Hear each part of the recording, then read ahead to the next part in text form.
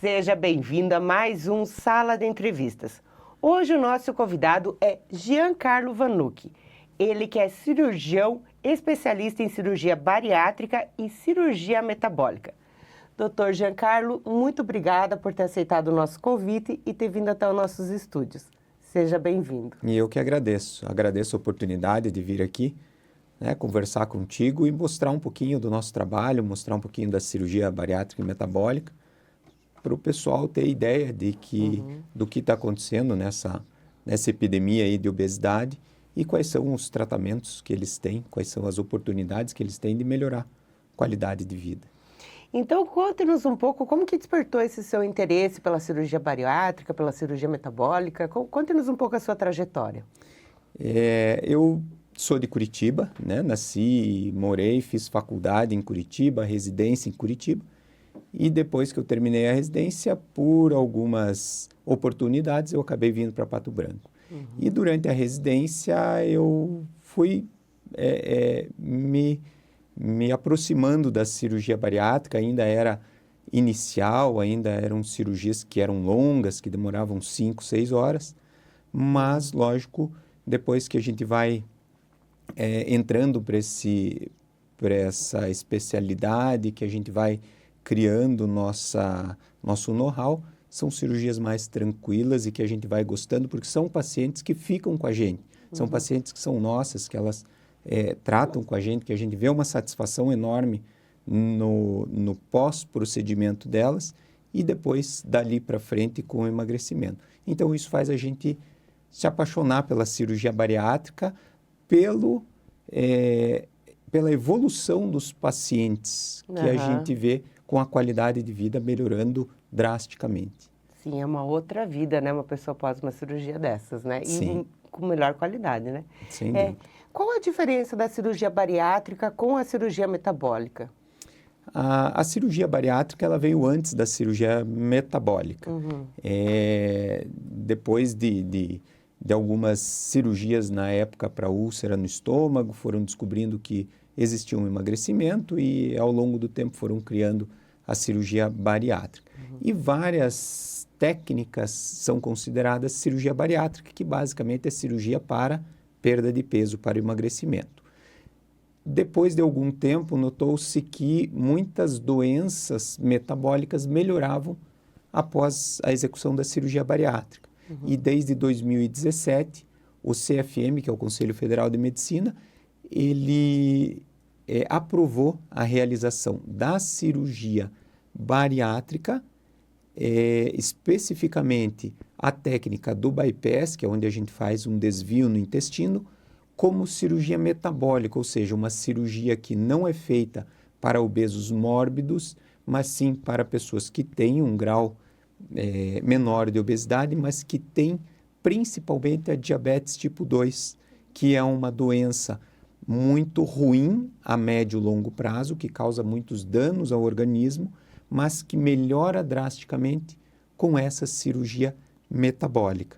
Então, a cirurgia metabólica veio para melhorar basicamente a diabetes e dar uma condição e qualidade de vida muito melhor pós-cirurgia. Quais são os quesitos para uma pessoa saber que ela está propícia a fazer uma cirurgia bariátrica ou metabólica? Qual a diferença desses pacientes? O paciente da cirurgia bariátrica é o paciente obeso mórbido. Tá? Existem critérios que a gente usa, o IMC, que ele leva em consideração altura e peso. O IMC está de quanto? O IMC acima de 40, sem comorbidades, ou acima de 35 com comorbidades, que seriam doenças associadas à obesidade ou causadas pela obesidade, eles estariam aptos a fazer a cirurgia bariátrica. Eu tinha visto até, desculpa te interromper, mas eu tinha visto até que agora baixou para 30, isso é fato? Não. Em alguns casos, ele não é uma medida extremamente rígida. Então, nós temos, além do índice que está no papel, vamos dizer assim, que é a referência, nós levamos muito em consideração tratamentos anteriores, o que já foi feito para emagrecer, as comorbidades, as doenças, e no caso da cirurgia metabólica, quando temos um IMC acima de 30, com comorbidade diabetes, que tem difícil controle com o tratamento clínico, nós indicamos a cirurgia bariátrica a bypass, onde é feito desvio intestinal. Né? Em outros casos, com IMC acima de 30 ou acima de 35 ou 40, nós temos alguns outros critérios que devem ser avaliados e aí nós temos alguns outros tipos de cirurgias que podem ser feitas, apesar da mais frequente disparado ser a gastroplastia com o bypass, que é onde nós reduzimos o tamanho do estômago e fazemos um desvio intestinal para diminuir a absorção de nutrientes. Esse intestino ele pode voltar depois de você tirar esse desvio ou não? Não, quando a gente faz o desvio, a gente diminui a área de absorção intestinal. Então, um intestino normal vai ter entre 4 metros, 4 metros e meio. A gente reduz a passagem do alimento por em torno de 1 metro, 1 metro e 20, não passa alimento. E nós também temos a passagem de enzimas digestivas por um outro caminho.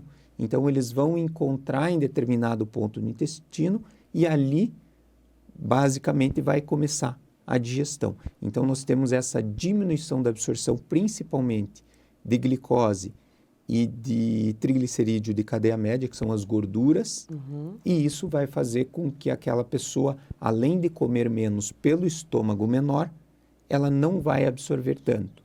E daí, dessa diminuição na absorção, que podem vir também alguma restrição à absorção de algumas vitaminas ou nutrientes que devem ser repostas lá na frente.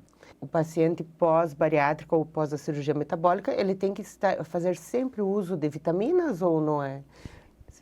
No início é sempre necessário. Nós temos essa reposição, ela é uma reposição que hoje, protocolo nosso, começa com uma reposição injetável, onde a gente já começa no pós-cirúrgico imediato, e depois ela vai passar a uma reposição via oral ou injetável, dependendo de como você tem esse paciente, qual a demanda, qual o tamanho da deficiência e como é a dieta dele no pós-operatório a médio e longo prazo.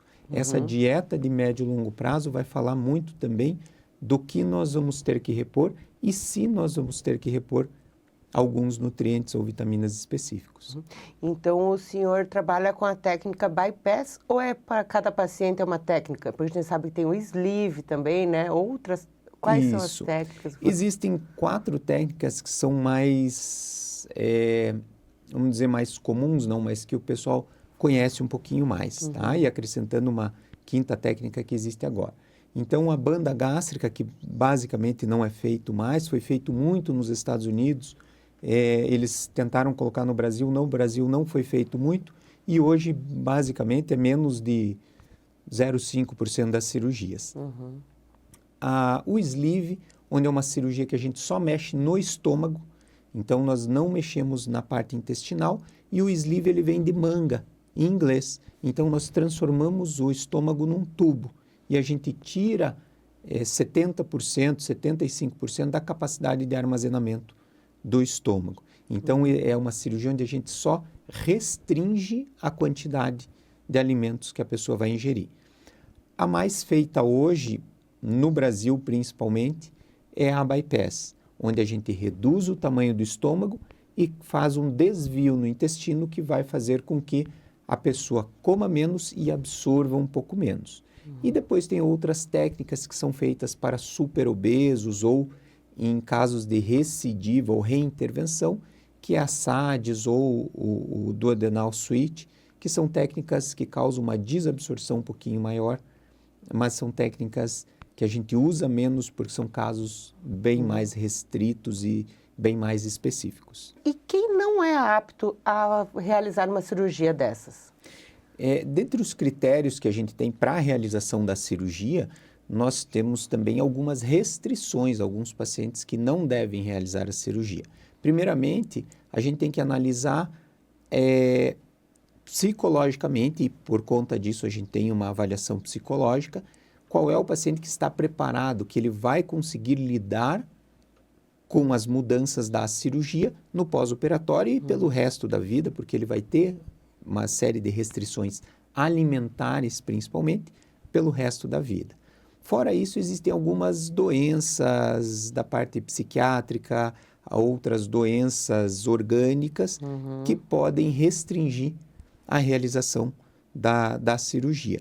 E também alguns critérios que acabam sendo critérios nossos de tratamento. Se a gente considera que aquele paciente não foi tratado eficazmente antes da cirurgia ou que ele não teve acesso a um tratamento adequado, a gente pode tentar o tratamento clínico antes da cirurgia, principalmente se existe uma dúvida do paciente em relação a fazer ou não aquela cirurgia. Uma coisa que eu sempre pergunto no consultório é se aquela pessoa está 100% certa de que ela quer fazer a cirurgia bariátrica, porque é uma mudança para o resto da vida. Nós vamos fazer uma breve pausa para fazer um intervalo e tomar um cafezinho e voltamos logo após o intervalo com o Dr. Giancarlo Vannucchi, ele que é cirurgião bariátrico e também metabólico. Fiquem conosco.